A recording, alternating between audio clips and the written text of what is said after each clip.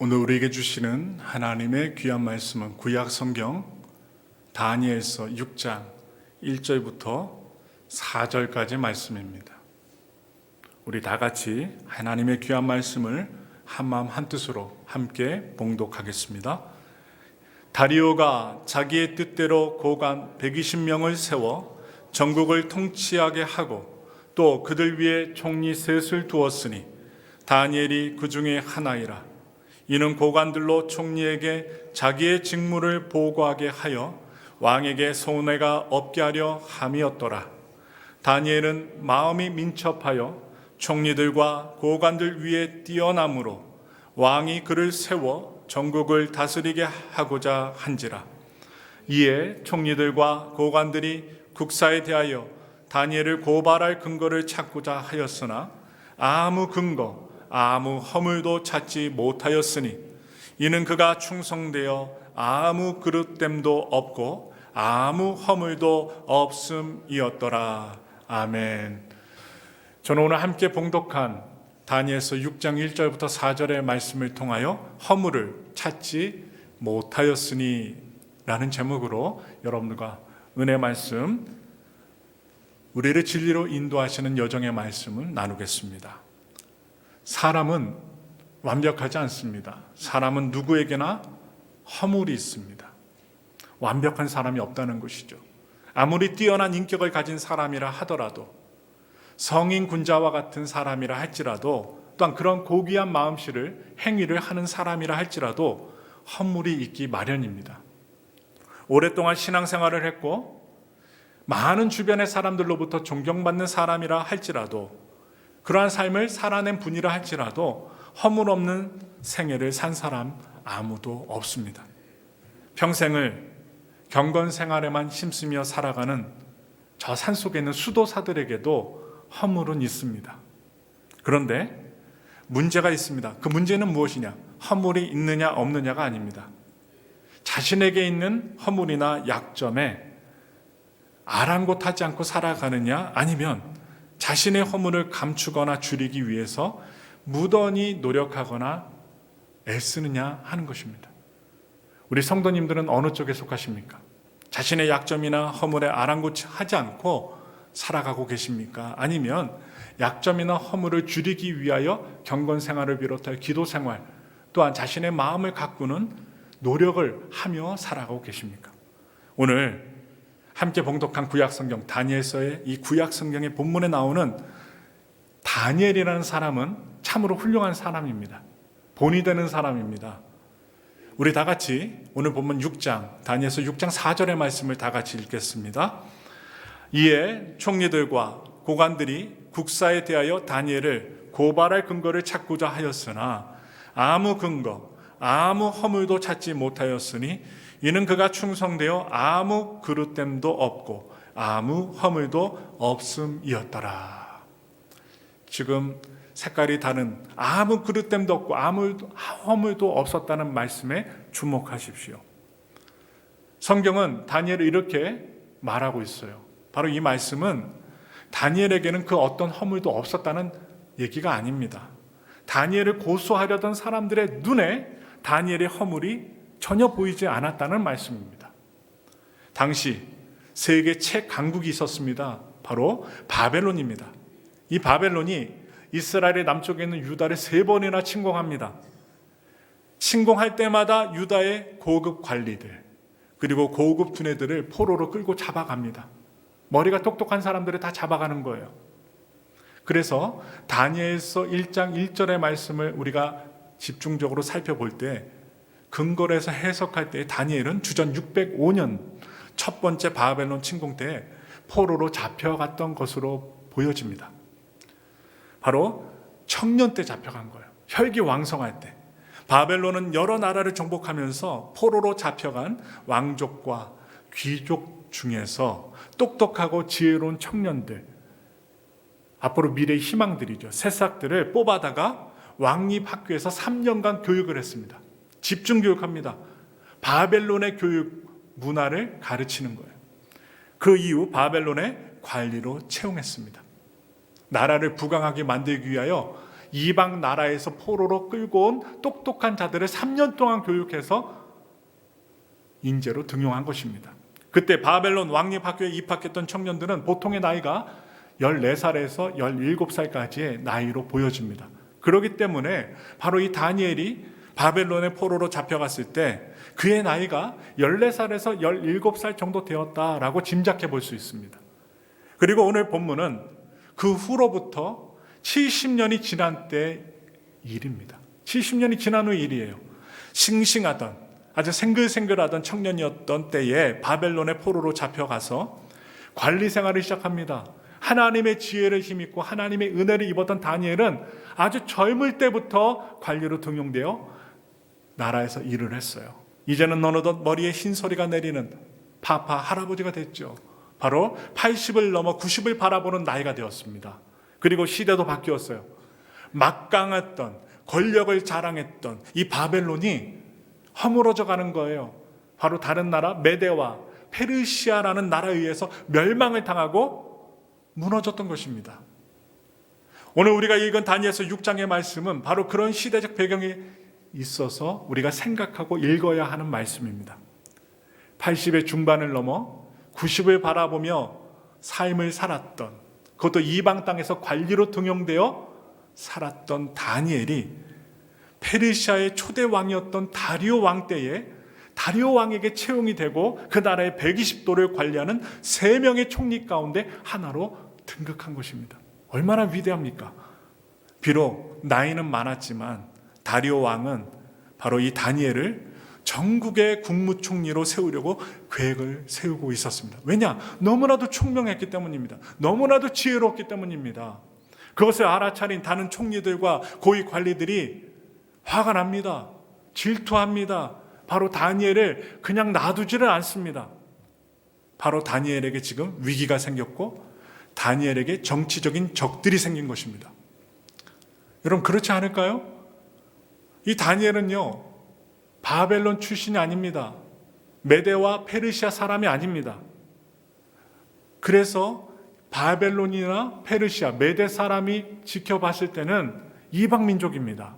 그것도 약소국가 유대라는 작은 소수민족 출신인데다가 포로로 잡혀왔던 사람이에요. 이 포로로 잡혀온 사람이 노예로 부림을 받지 않고 제일 위에 국무총리로 나라를 다스리는 사람으로 세워졌으니, 페르시아 최고의 권력의 자리에 오르고 있었으니 페르시아 다른 정치인들은 이 다니엘을 가만둘 수가 없는 거예요. 죽여버리려고 합니다. 정치인들이 눈을 부릅뜨고 이 다니엘을 지켜봤습니다. 그래서 그들은 다니엘을 어떻게 해서든지 정치 세계에서 제외시켜버리려고, 아예 매장시키려고 했습니다. 지난 바벨론 통치 시절 70년의 시간 동안 바벨론의 관리로 생활해 왔기 때문에 얼마든지 허물을 찾으면 찾을 수 있을 것이라고 페르시아 정치인들은 생각을 하고, 하나님의 사람, 지혜의 사람, 리더십을 잘 발휘했던 이 다니엘을 뒷조사하기 시작합니다. 뒷조사해요. 그런데 놀랍게도 오늘 말씀을 보시면 다니엘에게서 아무런 허물도 찾아내지 못했습니다. 아니, 70년 동안 정치 생활했는데 뒷조사를 했어요. 아무런 허물을 찾지 못했어요. 참으로 놀라운 일 아닙니까? 70년 동안이나 정치 생활을 했던 다니엘에게서 허물을 찾지 못했다는 것이 오늘 우리의 생각으로는 쉽게 이해되지 않는 부분입니다.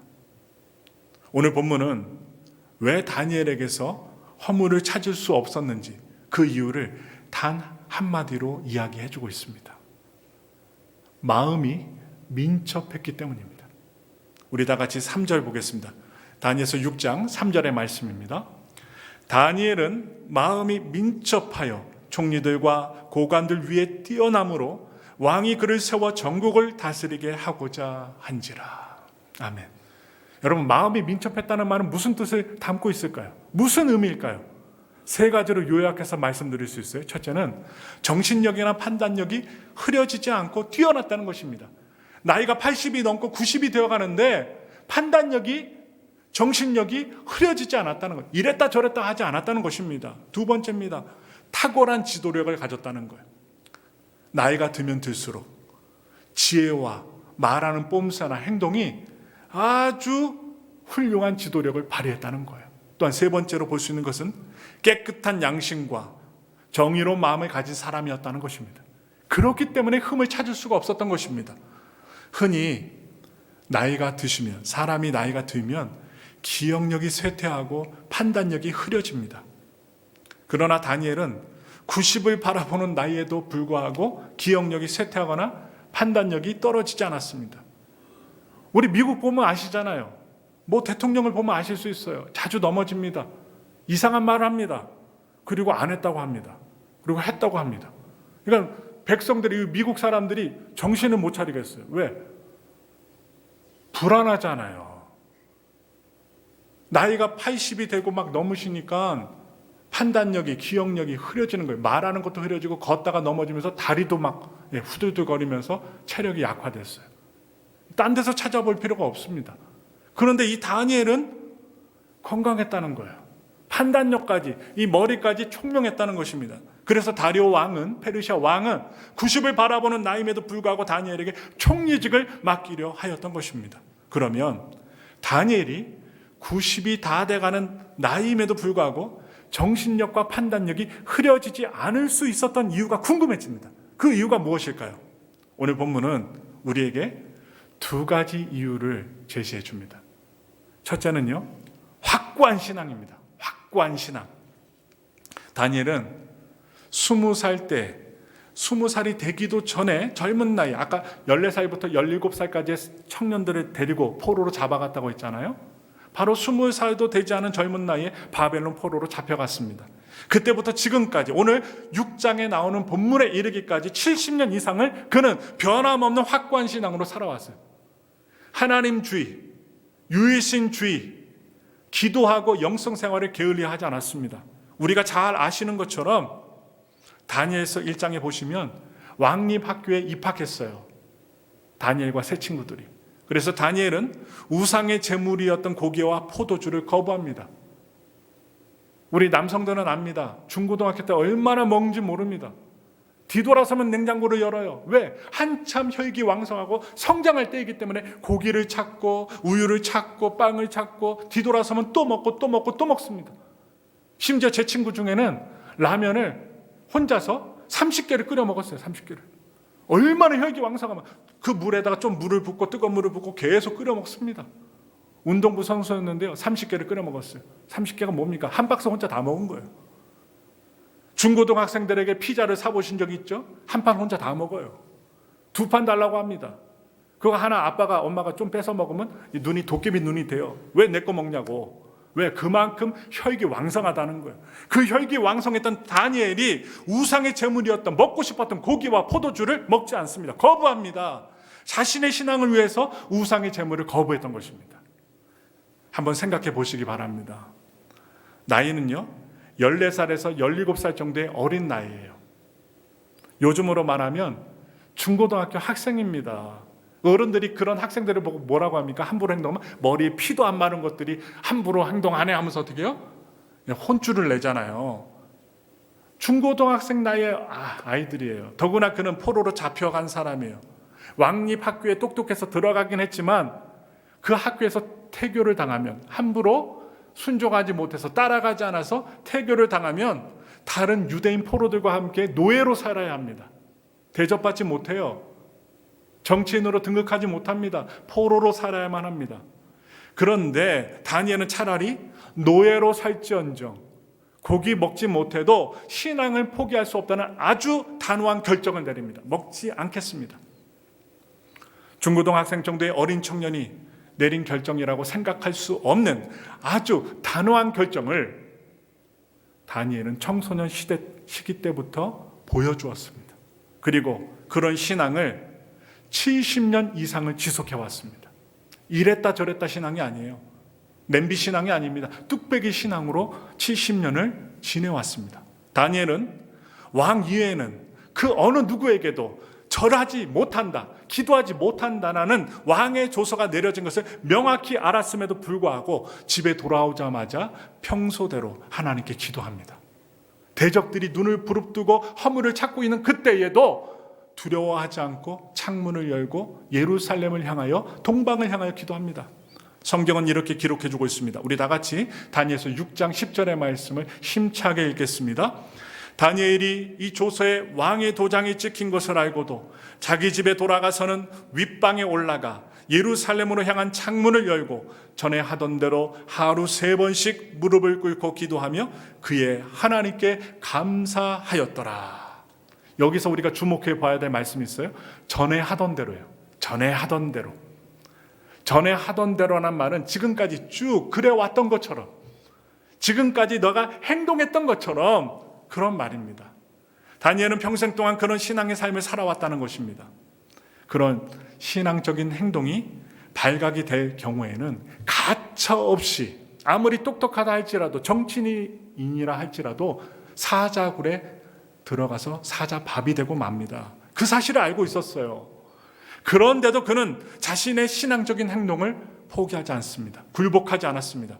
죽는 한이 있어도 일평생 간직해온 하나님을 향한 신앙만큼은 결코 포기할 수 없다는 아주 결연한 모습을 나이가 든 70세 노인의 모습 속에서도 보여줍니다. 성도님들이요, 그러한 확고한 신앙을 저와 여러분들이 가지길 원합니다.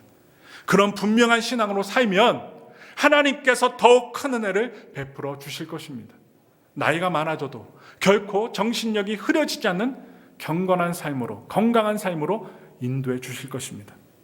다니엘이 나이가 많음에도 불구하고 마음이 민첩하여 정신력과 판단력이 흐려지지 않았던 두 번째 이유가 있어요.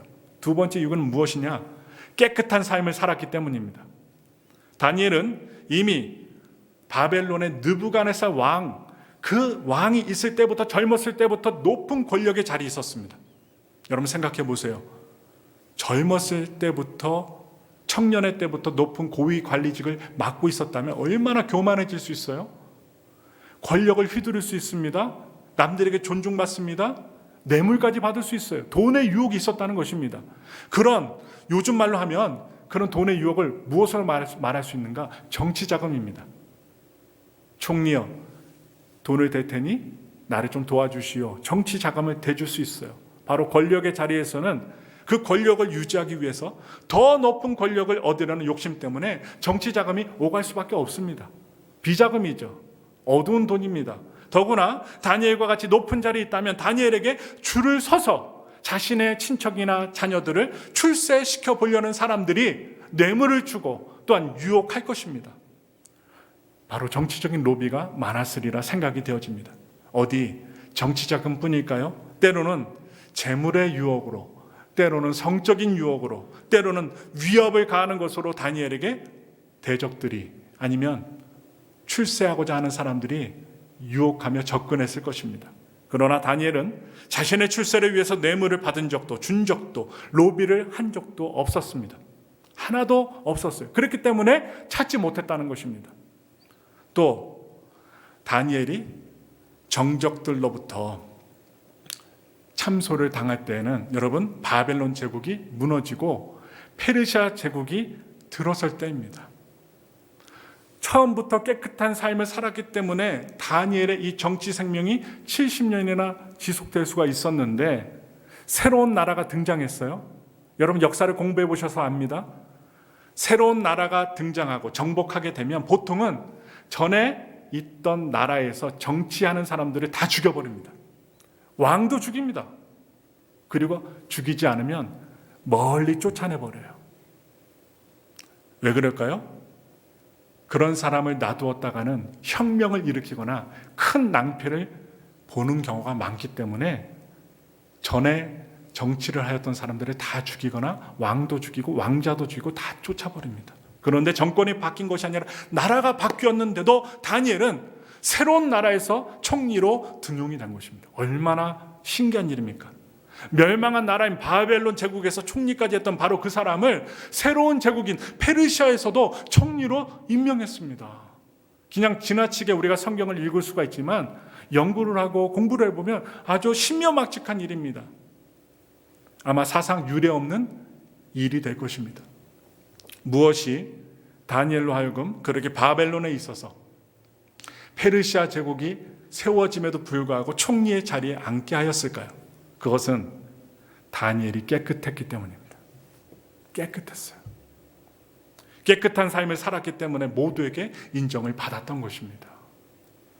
다니엘의 정적들은 어떻게 해서든지 다니엘을 그 자리에서, 그 왕자의 자리, 총리의 자리, 고관의 자리에서 제거하려고 하고 끄집어 내리려고 했어요. 그래서 철저하게 뒷조사했습니다. 사람은요, 악해요. 좋은 것을 조사하는 게 아니라 뒷조사합니다. 그러나 그들은 다니엘에게서 어떤 허물도 발견하지 못했습니다. 뇌물을 준 일도 없었고, 좀 전에 말씀드린 뇌물을 받은 일도 없었습니다. 정치적으로 흠잡을 만한 일이 없었다는 것입니다. 뭐 하나 꼬투리 잡을 만한 일이 없었어요. 얼마나 답답했을까요? 깨끗한 삶을 살았기 때문에 다니엘의 마음이 민첩할 수 있었다는 거예요. 뇌물을 받으면 공정한 판단을 할 수가 없습니다. 잠언서 17장 23절의 말씀을 우리 함께 읽겠습니다. 악인은 사람의 품에서 뇌물을 받고 재판을 굽게 하느니라. 우리가 뉴스도 보고 언론을 보지만 얼마나 이 세상이 재판으로 굽어집니까? 무전유죄, 유전무죄. 돈이 없으면 죄가 없어도 감옥 가고, 돈이 있고 권세 있으면 죄가 있어도 감옥 가지 않는 세상이 이 세상입니다. 왜 그렇습니까? 바로 뇌물이 재판을 굽게 하기 때문입니다. 그렇습니다. 뇌물은 공정한 판단을 내리는데 방해가 됩니다.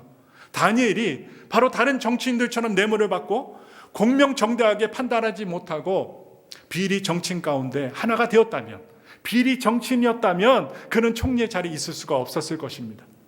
페르시아 왕이 나라를 다스리고 바벨론을 정복했을 때 결코 다니엘을 총리 자리로 임명하지 않았을 것입니다. 그러나 다니엘은 그런 뇌물로 자신의 삶과 마음을 더럽히지 않았습니다. 중요합니다. 깨끗했습니다. 깨끗한 마음과 깨끗한 삶이 가장 큰 재산임을 잊지 마시기 바랍니다. 깨끗하게 사는 사람들은 두려워하지 않습니다. 두려울 것이 하나도 없습니다. 정직하게 사는 사람은 세상이 어떻게 바뀌어도 무서울 것이 없습니다. 왜? 정직하게 살았으니까요. 하나님 앞에 부끄럽지 않게 사시길 바랍니다. 하나님 앞에 깨끗한 양심과 깨끗한 마음으로 사는 사람들에게는 결코 두려움이 없습니다. 그래서 오늘 다니엘을 통해, 또한 다니엘서를 통해서 우리가 알아야 할 상황은 사람들 앞에서도 깨끗한 삶을 살아야 한다는 사실이에요. 특히 우리를 헐뜯고 비방하려는 사람들 앞에서 우리의 깨끗한 양심과 삶을 보여주어야 합니다. 그래서 베드로 사도는 우리들에게 이렇게 말씀해 주고 있어요. 두 구절 찾아보겠습니다. 베드로전서 2장 12절의 말씀 읽겠습니다. 너희가 이방인 중에서 행실을 선하게 가져 너희를 악행한다고 비방하는 자들로 하여금 너희 선한 일을 보고 오시는 날에 하나님께 영광을 돌리게 하려 함이라. 아멘. 베드로전서 3장 16절 더 나아가 읽겠습니다. 선한 양심을 가지라. 이는 그리스도 안에 있는 너희의 선행을 욕하는 자들로 그 비방하는 일에 부끄러움을 당하게 하려 함이라. 아멘. 하나님을 알지 못하는 사람들 앞에서, 또한 하나님을 아는 자들 앞에서 선한 양심과 깨끗한 행실을 보여주라는 것입니다. 그러면 비방하는 일이 거짓임이 드러나는 그날에 비방했던 사람들, 문제를 일으켰던 사람들이 스스로 부끄러움을 당하기 때문입니다. 세상 사람들은 다 부정한 방법을 사용하더라도 우리 신앙인들만큼은 정직하고 깨끗해야 함을 말씀해 주고 있어요. 남들이 다 한다고 그냥 더러움에 묻혀 살아가는 사람이 되어서는 안 됩니다. 제가 여의도 순복음교회에 있을 때 참으로 안타까운 일을 경험한 적이 있습니다. 교회에 나오시는 어느 한 노인 성도가 저에게 부탁을 하는 거예요. 어느 날 갑자기 찾아오셔서, 그분께서 저에게 오셔서 아들이 교회에 다니고 있다는 증명서를 띄워주세요 라고 와서 개인적으로 조심스럽게 요청해 왔습니다. 그러나 그 아들은 교회 다니지 않았습니다. 그 이유를 물어봤어요. 왜 교회 다니는 증명서가 필요하십니까? 했더니 아들이 취업을 하려는데 면접할 때에 교회에 다닌다고 했더니 교회 증명서를 가지고 오라고 면접관이 얘기했다는 거예요. 그래서 면접 때 교인 증명서를 가지고 오라고 했기 때문에 지금 발등에 불이 떨어져서 교회 다니는 나이든 노모, 어머니에게 당신이 다닌 교회 가서 교구장에게, 목사님에게 증명서 좀 띄워주시오라고 부탁한 것입니다. 그러니 어머님이 아들의 취업을 위해서 목사에게 조심히 찾아와 증명서를 띄러 온 거예요. 저는 그 성도님의 요청을 정중하게 거절했습니다. 교인 증명서는 교회에 출석하는 분들에게만 띄워주는 것입니다. 저는 교회 다니지도 아니하시는 분을 거짓으로 증명서를 띄워주는 것이 아닙니다. 이렇게 편안하게 설명을 드리고 거짓 증명서를 띄워주지 않았습니다. 그런데 그 후로 교회 제가 맡고 있는 지구형 모임에 나오시지 않는 거예요. 거절한 이유로부터 안 나왔습니다. 섭섭해서 그런지 아니면 면목이 없어서 그런지는 모르겠습니다만 교회에 잘 다니시다가 교회를 나오지 아니하시게 되었습니다. 여러분, 그때 제가 그 성도님 얼굴을 봐서, 노인 성도의 정성을 봐서라도 교인 증명서를 떼주어야 마땅할까요? 다른 곳은 다 부정한 방법으로 발행한다 하더라도 교회만은 정직해야 합니다. 바로 그 아들이 교회 다니지 않았으면 떼주지 않아야 하고, 교회 출석했으면 정직하게 증명서를 떼주면 됩니다. 이름과 생년월일과 저희 도장까지 찍고 교회 직인을 찍어서 띄워줍니다. 만약 그때 그 성도님의 아들에게 제가 교인 증명서를 떼주었다면 바로 그분은 아들이 취업하는 그 문제가 해결되어서 기뻤을지 모릅니다. 행복했을지도 모릅니다. 그러나 아마 속으로 이렇게 생각했을 거예요. 교회라고 별 수 없구나. 목사라고 별 수 없구나. 교회에도 부정한 방법이 다 통하는구나. 이렇게 생각할 수 있을지도 모릅니다.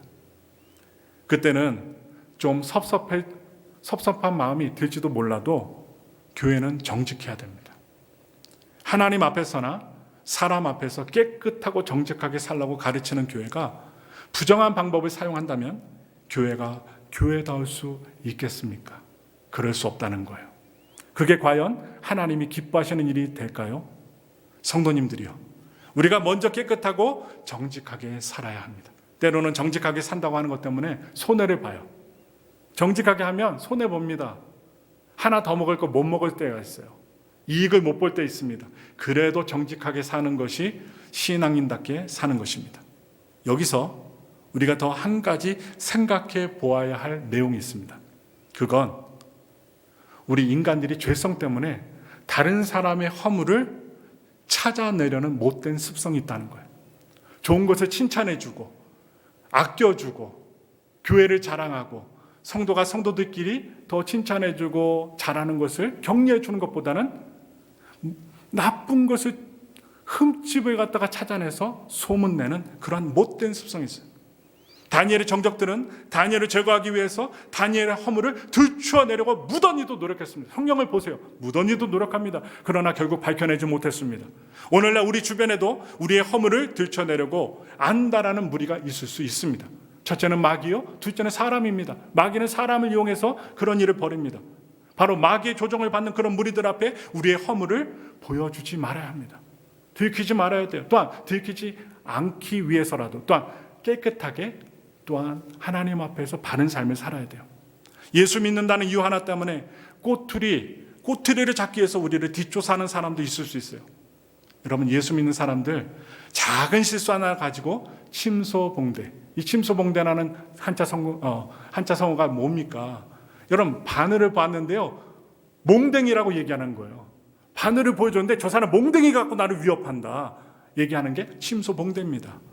허물을 아주 큰 죄처럼 떠벌리고 다니는 사람들을 바로 침소봉대한다고 말합니다. 그런 사람들 앞에 허물을 보이지 않도록 깨끗하고 정직하게 살아야 합니다. 언젠가 자신들이 한 말 앞에 스스로 부끄러움을 느끼도록 거룩한 삶을 살아야 한다는 거예요. 더 나아가 우리 스스로 다른 사람의 허물을 들춰내려는 마귀의 하수인의 노릇하는 일들을 과감히 내려놓아야 합니다. 오늘 본문에 나오는 다니엘의 정적들은 다니엘의 허물을 들춰내려고 했습니다. 사자의 밥으로 만들려고 했어요. 어떻게 해서든지 다니엘을 허물을 찾아내서 사자굴에 던져 넣으려고 했습니다. 그리고 결국은 기도하는 일로 다니엘을 사자굴에 던져 넣게 됩니다. 그러나 결과는 어떻게 되었습니까? 사자굴에 넣으려고 했던 그 대적들이 오히려 그들의 잘못된 행실과 거짓이 들통이 나서 사자굴에 오히려 들어가게 되었고 사자밥이 되고 말았습니다. 바로 다른 사람에게 해를 입히려고 하면 나에게는 더 큰 벌이 임한다는 사실을 다니엘서를 통해 알려주시는 것입니다. 제가 마지막 예화를 드리고 성경 말씀을 함께 읽고 말씀을 마치겠습니다. 큰 바다를 오가는 배 한 척이 있었습니다. 거기에는 선장과 항해사가 있었습니다. 선장은 술을 워낙 좋아해요. 매일마다 술을 마셔서 취해 있었습니다. 그런데 반대로 이 항해사는요, 반듯한 사람입니다. 술을 잘 입에 대지 않습니다. 그리고 잘 마시지 않아요. 근데 선장은 같이 술을 마시지 않는 이 항해사를 미워했습니다. 둘은 상당히 불편한 관계로 발전합니다. 관계가 안 좋아집니다. 항해를 하던 중에 평소에는 술을 마시지 않았던 항해사가 어쩜 그날 술을 마시고는 취해 있었어요. 안 마시다가 취하게 된 것입니다. 항해사를 미워했던 선장은요, 옳지, 귀에다 하고 그날 항해 일지에 이렇게 기술합니다. 오늘 항해사가 술에 취했다라고 어떻게 해요? 아주 낱낱이 썼습니다. 사실입니다. 팩트입니다. 항해사가 술에 취한 일은 처음이었지만 선장은요, 항해사가 해고당하기를, 배에 더 이상 타지 않기를 바라고 쫓아내기 위하여 그렇게 기록한 것입니다. 선장의 계략을 안 항해사는요, 손이 발휘되도록 제발 그 기록만은 지워달라고 요청했습니다. 애원했습니다. 그러나 선장은 당신이 술 취한 사실이 사실 아닙니까? 나는 사실대로 기록했을 뿐입니다 하고선 외면해 버립니다. 지워주지 않았어요. 보고합니다. 며칠 후 이번에는 항해사가 항해일지를 쓰는 날이 되었어요. 항해사는 항해일지에다가 이렇게 선장을 기술합니다. 오늘은 선장이 술에 취하지 않았다라고 썼어요. 무슨 말이에요? 사실 그날은요, 선장이 술을 마시지 않는 날이에요. 팩트입니다. 사실이에요. 그런데 여러분, 선장이 오늘은 술에 취하지 않았다라고 썼어요. 무슨 뜻입니까? 평소에는 everyday, 매일 술 먹는 선장인데 오늘만 술을 먹지 않았다라고 쓴 거예요. 매일같이 술에 쩔어 살면서도 항해사가 어쩌다가 한번 술에 취했을 때 그것을 가지고 꼬투리를 잡고 그의 약점으로 삼아 해코지를 하려고 했던 선장의 못된 마음 씀씀이가 결국은 자신에게 해가 되고 말았던 것입니다. 지나가는 한 이야기인데요, 우리에게 교훈 줍니다. 우리의 허물이 다른 사람들에게 보이지 않도록 여러분, 경건의 훈련을 게을리하면 안 됩니다. 우리가 지니고 있는 많은 허물을 감출 수 있는 것, 가리울 수 있는 방법이 있어요. 그리고 줄일 수 있는 방법이 있어요. 경건의 훈련입니다. 끊임없이 하는 거예요. 말씀을 보고 기도 생활하고 문제가 있으면 전능하신 하나님 앞에, 삼위일체 되신 하나님 앞에 구하고 사람들에게 이런저런 소식 전하는 것이 아니라 하나님과 교감하며 정말 아픈 사람들이, 문제가 있는 성도들을 위해, 이웃들을 위해, 가족들을 위해 애써서 기도하는 경건의 훈련이 필요합니다. 말씀을 통해서 훈련을 받고 선한 양심으로 깨끗한 삶을 살려는 경건의 훈련을 통해서만 우리의 허물을 줄일 수가 있습니다. 제가 말씀드렸죠. 허물 없는 사람 없다고. 다 있다고요. 그러나 다니엘처럼 대적들 앞에서 허물로 인하여 망하는 인생이 되지 않기 위하여서는 우리가 경건의 훈련을 끊임없이 행해야 된다는 사실을 말씀을 드리면서 세상에서 손가락질 당하는 삶이 아니라 정직하고 깨끗한 삶을 통하여 하나님께 영광 올려드리는 삶이 되시기를 바랍니다. 주님이 우리에게 마지막으로 이렇게 말씀하셔요. 우리 다 같이 마태복음 5장 14절부터 16절의 말씀을 함께 읽고 말씀을 마치겠습니다. 읽겠습니다. 너희는 세상의 빛이라. 산 위에 있는 동네가 숨겨지지 못할 것이요 사람이 등불을 켜서 말 아래 두지 아니하고 등경 위에 두나니 이러므로 집안 모든 사람에게 빛이 느니라. 이같이 너희 빛이 사람 앞에 비추게 하여 그들로 너희 착한 행실을 보고 하늘에 계신 너희 아버지께 영광을 돌리게 하라. 저와 우리 모든 성도님들이 하나님의 빛의 자녀가 되어 세상 모든 곳곳에 빛을 발하는 빛의 자녀들이 되시기를 예수님의 이름으로 축원합니다.